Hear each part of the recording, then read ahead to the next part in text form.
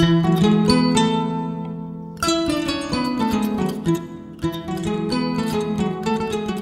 secrétaire général de la section du commerce des mines et des industries du Mali, M.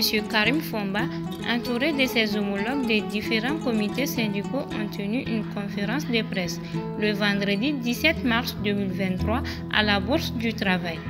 L'objectif de cette conférence de presse était de dénoncer et montrer leur mécontentement face aux exploitations et licenciements abusifs ainsi qu'aux difficultés quotidiennes des travailleurs. Le conférencier de dénoncer le comportement des employeurs et des attitudes de l'administration du travail face à l'exploitation et au licenciement abusif des travailleurs par les sociétés des mines d'or au Mali, telles que Siama. Lors de cette conférence de presse, beaucoup de problèmes et de difficultés ont été largement débattus dans les secteurs miniers, la cimenterie et l'insécurité notoire qui se trouve sur la route de Kéniéba.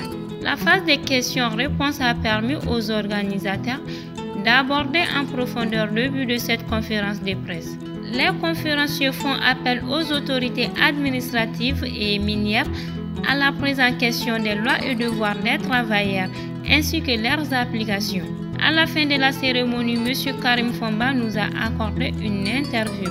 Nous dénonçons aujourd'hui d'une façon générale des comportements de nos autorités de tutelle, des comportements de nos employeurs, des comportements de l'administration du travail.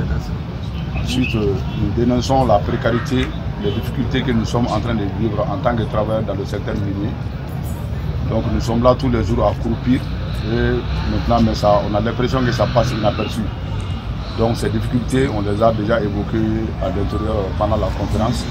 Donc, en réalité aujourd'hui, c'est des démonstrations réelles que nous sommes en train de faire. Le premier point concerné, c'était la situation des camarades licenciés de la SOMICI depuis 2020 jusqu'à maintenant. Il y a des actions qui sont prises timidement, mais qui n'arrivent pas à aboutir à des résultats concrets. Nous l'avons dénoncé. Ensuite, la façon dont aujourd'hui les sociétés maliennes d'exploitation minière malienne sont en train d'être vendues à des inexpérimentés qui nous sont en train d'amener que des problèmes. Des problèmes et à l'État, des problèmes et aux travailleurs. Souvent, la situation, nous-mêmes, ça nous donne une certaine impression s'il n'y a pas de chercher à savoir s'il n'y a pas de complicité quelque part. Parce que nous ne pouvons pas comprendre que des situations de ce genre-là puissent empiéter et les intérêts de l'État et les intérêts des travailleurs du secteur et que ça passe sous le silence de tout le monde.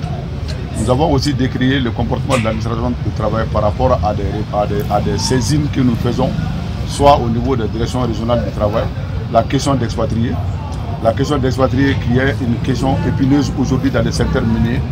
Les expatriés, leur présence, c'est cadré par des lois.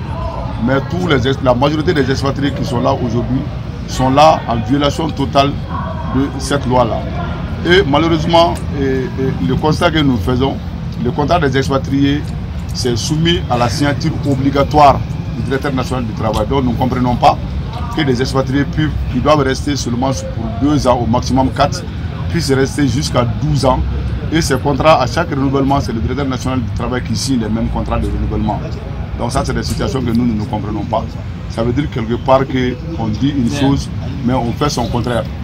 Donc c'est une de nos préoccupations, une de nos négociations qu'on a faites. On a aussi parlé du cas des cimenteries. Le processus d'exploitation du ciment est le même processus que l'or. Mais pour des intérêts particuliers, on ne considère pas les cimenteries comme des exploitations minières. Alors que, comme je l'ai dit, les processus restent les mêmes, les difficultés et les contraintes restent les mêmes. Donc nous avons dénoncé cette situation aussi. Dans nos actions futures, nous allons voir dans quelle mesure on peut demander à ce que ces cimenteries-là viennent sous la convention collective des sociétés minières parce que les travailleurs des deux secteurs vivent les mêmes réalités. Donc on a dénoncé aussi l'insécurité notoire qui se trouve sur la route de Kéniéba aujourd'hui.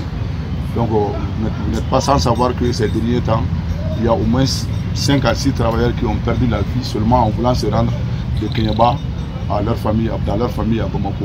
Donc nous interpellons les autorités par rapport à ça, nous interpellons les sociétés minières.